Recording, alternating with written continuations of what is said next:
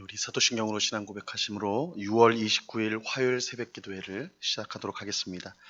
전능하사 천지를 만드신 하나님 아버지를 내가 믿사오며 그 외아들 우리 주 예수 그리스도를 믿사오니 이는 성령으로 잉태하사 동정녀 마리아에게 나시고 본디오 빌라도에게 고난을 받으사 십자가에 못 박혀 죽으시고 장사한 지 사흘 만에 죽은 자 가운데서 다시 살아나시며 하늘에 오르사 전능하신 하나님 우편에 앉아 계시다가 저리로서 산 자와 죽은 자를 심판하러 오시리라.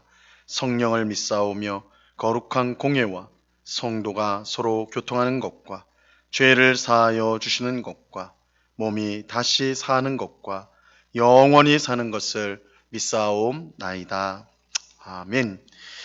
우리 찬송가 365장 마음속에 근심 있는 사람 우리 같이 찬양하도록 하겠습니다. 찬송가 365장, 이전 통일 찬송가는 484장 찬송입니다.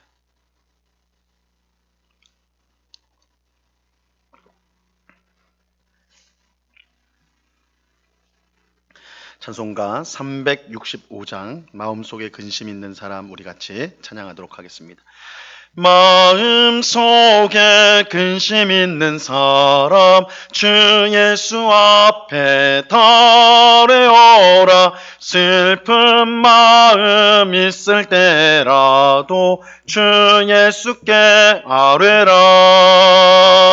주 예수 앞에 달려오라. 주리의 친구니 무엇이나 근심하지 말고 주 예수께 아뢰라. 눈물 나며 깊은 한숨 쉴 때 주 예수 앞에 달려오라. 은밀한 죄 내게 있더라도 주 예수께 아뢰라. 주 예수 앞에 달려오라. 주리의 친구니 무엇이나 근심하지 말고 주 예수께 아뢰라. 괴로움과 두려움 있을 때 주 예수 앞에 달려오라. 내일 일을 염려하지 말고 주 예수께 아뢰라.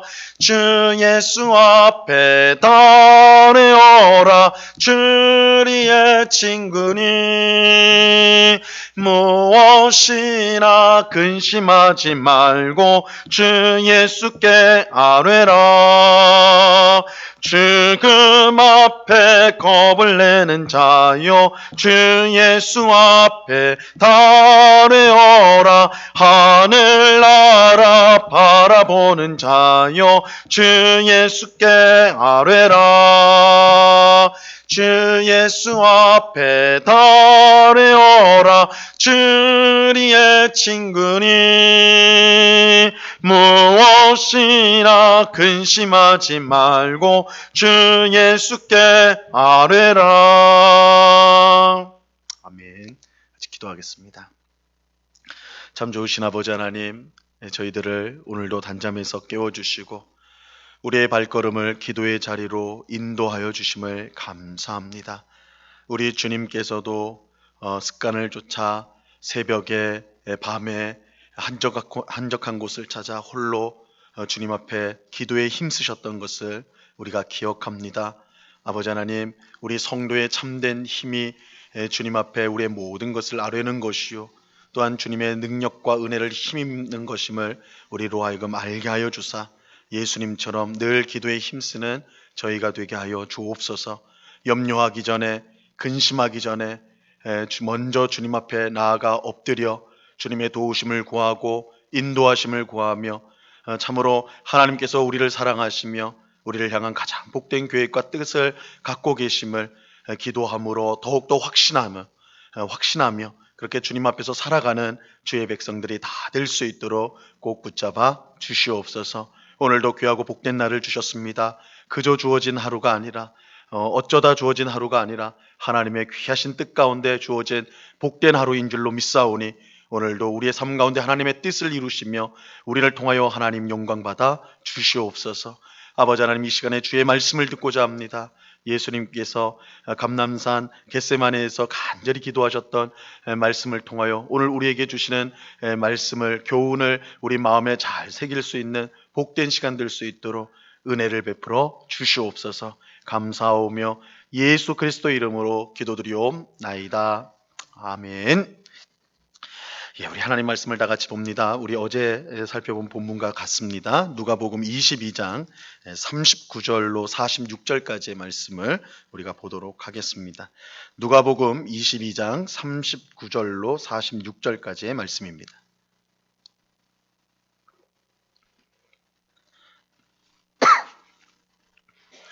누가복음 22장 39절로 46절까지의 말씀을 우리가 한 목소리로 천천히 같이 읽도록 하겠습니다. 하나님의 말씀을 같이 읽습니다. 시작. 예수께서 나가사 습관을 따라 감난산에 가시매 제자들도 따라갔더니 그곳에 이르러 그들에게 이르시되 유혹에 빠지지 않게 기도하라 하시고 그들을 떠나 돌 던질 만큼 가서 무릎을 꿇고 기도하여 이르시되 아버지여, 만일 아버지의 뜻이거든 이 잔을 내게서 옮기시옵소서. 그러나 내 원대로 마시옵고 아버지의 원대로 되기를 원하나이다 하시니 천사가 하늘로부터 예수께 나타나 힘을 더하더라.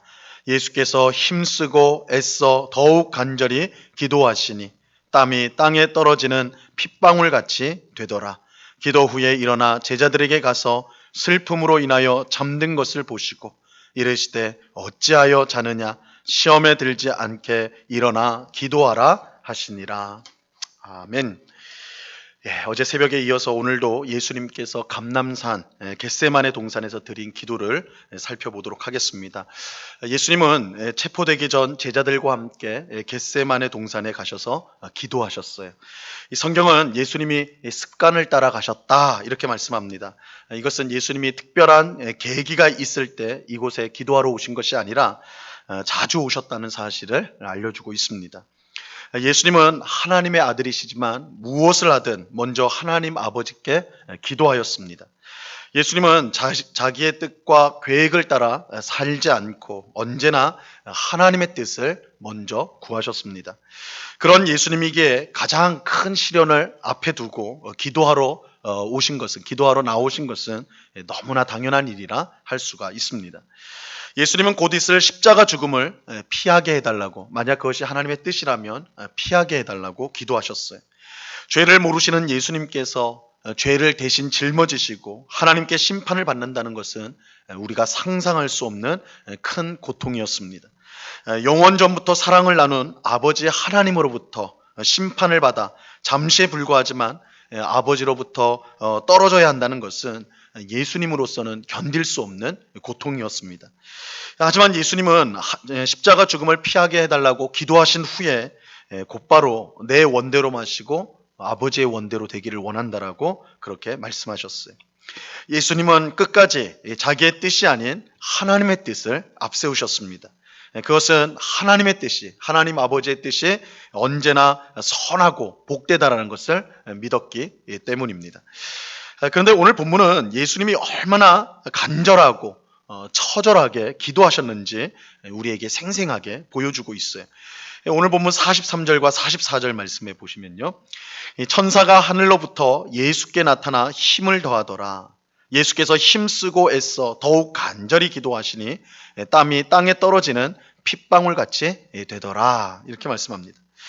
예수님이 얼마나 간절하고 처절하게 기도하셨는지 하늘로부터 천사가 와서 예수님을 도와야 했습니다. 또 기도하는 동안 예수님의 몸에서 땀이 비오듯 쏟아졌는데 핏방울과 같이 되었다. 그렇게 몸에서 나오는 땀이 핏방울처럼 되었다. 이렇게 말씀을 하고 있어요. 어떤 사람은 사람이 너무 고뇌하면서 몸부림을 치면 실핏줄이 터져서 땀에 피가 섞여 나올 수 있다라고 그렇게 주장하는 것을 제가 들은 적이 있습니다. 아무튼 이러한 사실은 지금 예수님이 처한 상황이 얼마나 심각했는가, 얼마나 심각했는가를 잘 보여준다고 할 수 있어요. 하지만 제자들은 이러한 상황의 심각성을 제대로 깨닫지 못하였습니다. 땀을 핏방울처럼 흘리며 기도하신 예수님과 달리 제자들은 잠을 자고 있었어요. 오늘 보면 45절 말씀 보세요. 기도 후에 일어나 제자들에게 가서 슬픔으로 인하여 잠든 것을 보시고, 제자들은 슬픔으로 인하여 잠을 자고 있었습니다. 물론 제자들의 입장에서 지금 상황은 이전까지 전혀 상상하지 못한 그런 충격적인 상황이었습니다. 그들은 예수님의 죽음을 생각하지 못했어요. 하지만 예수님은 그 전에 이미 자신의 죽음과 사흘 후에 있을 부활을 몇 번이고 말씀하셨죠. 하지만 그들은 그 말씀을 깨닫지도 못했고 사실 듣기도 싫어하였습니다. 제자들은 예수님께서 예루살렘에서 죽는 것이 아니라 왕이 될 것을 기대하였어요. 그리고 예수님께서 왕이 되시면 제자 중 누가 더 높은 자리에 앉게 될 것인가, 그런 생각으로 그들의 머릿속은 가득 차 있었습니다. 그래서 유월절 식사할 때도 서로 누가 높은가, 누가 더 큰가, 이걸 다툴 정도였죠.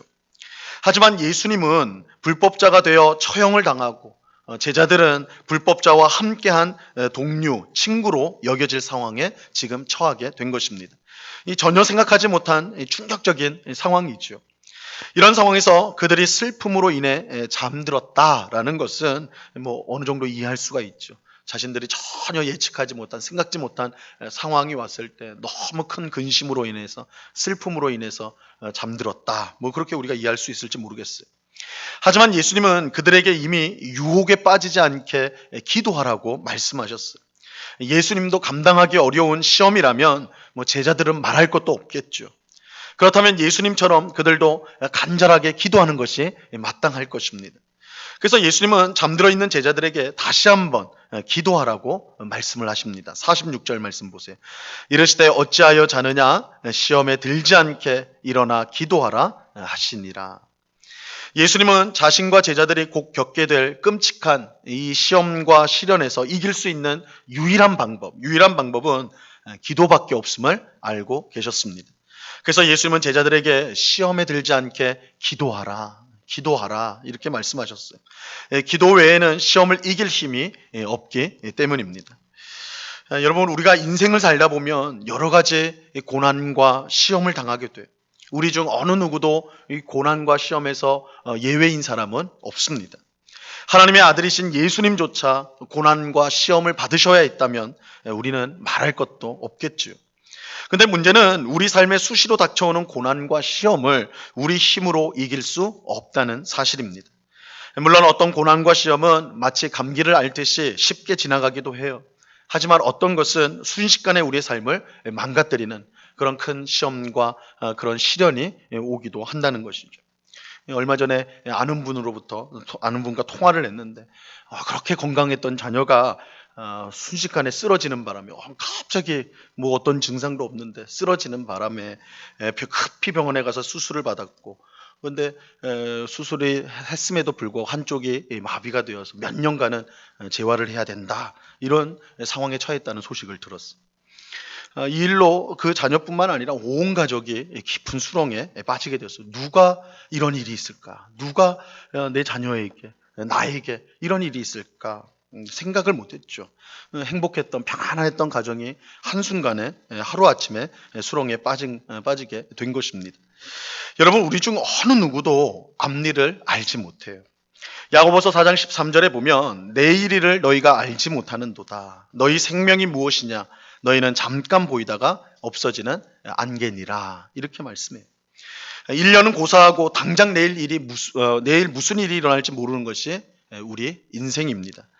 그렇게 지금 편안하다고 해서 앞으로도 계속 편안할 것이라고 생각하는 것은 참으로 어리석은 일인 것이죠. 물론 알 수 없는 미래에 대해서 막연히 걱정하는 것도, 지금 편안한데 내일 어떻게 될까? 내일 모레는 또 어떻게 될까? 내년은 어떻게 될까? 이렇게 막연한 근심 속에 잡혀 있는 것도 잘못된 일이겠죠. 하지만 우리는 언제든 고난과 시험이 올 수 있다는 사실을 알고 있어야 합니다. 그리고 고난과 시험을 이길 수 있는 것이 우리에게 있지 않고 오직 기도에 있다는 사실, 우리 성도에게는 기도에 있다는 사실, 시험과 어떤 시험과 시련을 오더라도 그것을 이길 힘이 기도에 있다는 것을 알아야 합니다. 이것을 알지 못하면 고난과 시험이 왔을 때 정작 무엇을 해야 될지 몰라 당황하게 되는 거예요. 여러분, 기도는 그저 내가 해야 되겠다 마음 먹으면 할 수 있는 것이 아니에요. 우리가 아마 경험을 많이 해보셨을 거예요. 예수님께서 땀이 핏방울 되기까지 간절히 기도하실 때에 옆에 있던 제자들은 잠들었다는 사실을 기억해야 합니다. 고난과 시험을 당할 때 우리가 자동적으로 기도할 수 있는 것이 아닙니다. 평소에 기도해야 고난과 시험을 당할 때도 기도할 수가 있는 거예요. 예수님께서 십자가 죽음을 앞두고 그토록 간절하게 기도할 수 있었던 것은 평소의 습관을 따라 기도하셨기 때문입니다. 반면 제자들이 그 긴박한 상황 속에서도 기도하지 못하고 잠들어 있었던 것은 그들이 평소에 기도에 게을렀기 때문이겠죠. 고난과 시험은 마치 우리를 삼키려고 드는 맹수처럼 갑자기 다가와요. 이때 우리가 시험에 기도에 깨어있지 않으면 큰 낭패를 당할 수밖에 없는 것입니다. 우리가 이러한 사실을 기억하고 항상 기도에 깨어있는 우리 모두가 되어야 할 것입니다. 우리가 힘들 때만 기도하는 것이 아니라 편안할 때도, 우리가 안정된 삶을 살 때도 예수님처럼 습관을 따라 기도에 힘쓰는 삶을 우리가 살아야 돼요. 그럴 때 우리는 어떤 고난과 시험을 당해도 그것을 극복하고 이길 힘을 주님으로부터 받을 수가 있게 될 것입니다. 이 은혜가 오늘 기도하는 우리 모두에게 충만히 임하기를 간절히 바랍니다. 항상 기도함으로 때를 따라 돕는 은혜를 충만히 받아서 고난과 시험 속에서도 승리하며 하나님께 감사드리는 우리가 될 수 있기를 바랍니다. 내일 일도 알지 못하는 우리 인생에 주신 하나님의 가장 큰 선물이 있다면 기도일 것입니다. 우리가 기도함으로 매일매일을 하나님의 인도를 받고 또한 도울 은혜를 공급받으며 또한 시련과 고난을 이길 능력을 공급받게 되는 것입니다. 우리 모두가 기도함으로 모든 시련과 고난을 잘 이겨내는 주님이 이끌어 주시는 복된 삶을 살아가는 우리 모두가 될 수 있기를 우리 주님의 이름으로 간절히 축원합니다. 기도하겠습니다. 하나님 아버지, 감사합니다. 주님, 우리 주님께서는 평소에 항상 기도에 힘쓰셨습니다. 새벽을 깨우며 늘 기도하셨고 밤새 기도하셨고 틈만 나면 홀로 주님 앞에 나아가 기도하는 일에 힘쓰셨습니다. 그럴 때 정말 큰 시련과 어려움 앞에서도 예수님은 그저 당황하거나 근심하지 않고 하나님 앞에 엎드려 기도함으로 하나님의 은혜를 얻고 그 얻은 은혜로 말미암아 주의 뜻을 이루고 하나님께 영광을 돌릴 수가 있었습니다. 반면에 제자들은 그 긴박한 상황 속에서도 잠에 들었습니다. 주님, 우리도 깨어 기도하지 않는다면 제자들처럼 그렇게 그저 염려만 하고 슬퍼만 하고 근심만 하면서 아무것도 하지 못하는 그런 모습을 가질 수밖에 없습니다. 아버지 하나님, 이 새벽에 간구하는 저희들 꼭 붙들어 주셔서 항상 기도에 힘쓰는 저희가 되게 하여 주시옵소서. 힘들 때만이 아니라 평소에도 안정될 때에도 하나님을 찬양하고 하나님 앞에 나와 우리의 모든 것을 아뢰는 하나님의 영광을 올려드리는 그런 기도가 우리의 삶 가운데 늘 있을 수 있도록 도와 주시옵소서. 그래서 기도가 특별한 활동이 아니라 마치 호흡처럼 숨 쉬는 것처럼 우리에게 편안하고 또한 우리의 모습이 될 수 있도록 그렇게 기도에 힘쓰는 주의 백성들이 다 될 수 있도록 주님 꼭 붙잡아 주시옵소서. 아버지 하나님, 교회를 위해서 이 시간에 간절히 기도합니다. 우리 은곡교회를 붙들어 주셔서 이 지역에 주님이 세워주신 뜻을 우리가 잘 헤아리게 하시고 복음을 전파하며 또한 이웃을 섬기는 그 사명을 잘 감당하는, 또한 하나님의 나라를 세상 사람들에게 보여주는 그 사명을 잘 감당하는 복된 교회가 되게 하여 주시옵소서. 우리만 알고 우리만 좋아하는 그런 교회 되지 않게 하시고 누구나 이곳에 와서 복음을 듣게 하고 누구나 이곳에 와서 섬김을 받게 하는 정말 깨어있고 하나님 예수님을 닮은 그런 복된 성도, 복된 교회가 될 수 있도록 주장하여 주시옵소서. 코로나로 인하여 모두가 힘든 시기에 있는데 아버지 하나님, 우리 은곡교회를 비롯한 한국교회가 이 사회에 소망이 되고 빛을 비추는 그 역할을 잘 감당하기를 원합니다. 우리의 부정적이고 또한 지금까지 행했던 잘못된 모든 교회의 치부들, 잘못들을 내어버리게 하옵시고 소금과 빛의 사명을 잘 감당하는 교회로 거듭나는 귀한 은혜를 우리 한국교회에 부어 주시옵소서. 우리가 성도로서 또한 그런 교회를 이루어가기 위해서 기도하고 사랑하고 협력하는 그런 우리 모두가 될 수 있도록 주님 꼭 붙잡아 주시옵소서. 아버지 하나님, 이 시간에 여러 가지 간구의 제목들로 기도하는 주의 백성들 한 사람 한 사람 붙들어 주옵시고, 아버지 하나님, 우리가 예수님처럼 하나님의 뜻을 구하는 나의 원대로 마시고 아버지의 원대로 되기를 원합니다. 이렇게 기도함으로 말미암아 우리 삶 가운데 하나님의 놀라운 일들이 일어나는, 경험하는 복된 역사가 있게 하여 주시옵소서. 우리의 기도에 늘 신실하게 응답하시는 주님께 감사와 찬양을 올려드리오며 예수 그리스도 이름으로 기도드리옵나이다. 아멘. 하늘에 계신 우리 아버지여, 이름이 거룩히 여김을 받으시오며 나라에 임하옵시며 뜻이 하늘에서 이룬 것 같이 땅에서도 이루어지이다. 오늘날 우리에게 일용할 양식을 주옵시고 우리가 우리에게 죄 지은 자를 사하여 준 것 같이 우리 죄를 사하여 주옵시고 우리를 시험에 들게 하지 마옵시고 다만 악에서 구하옵소서. 대개 나라와 권세와 영광이 아버지께 영원히 있사옵나이다. 아멘.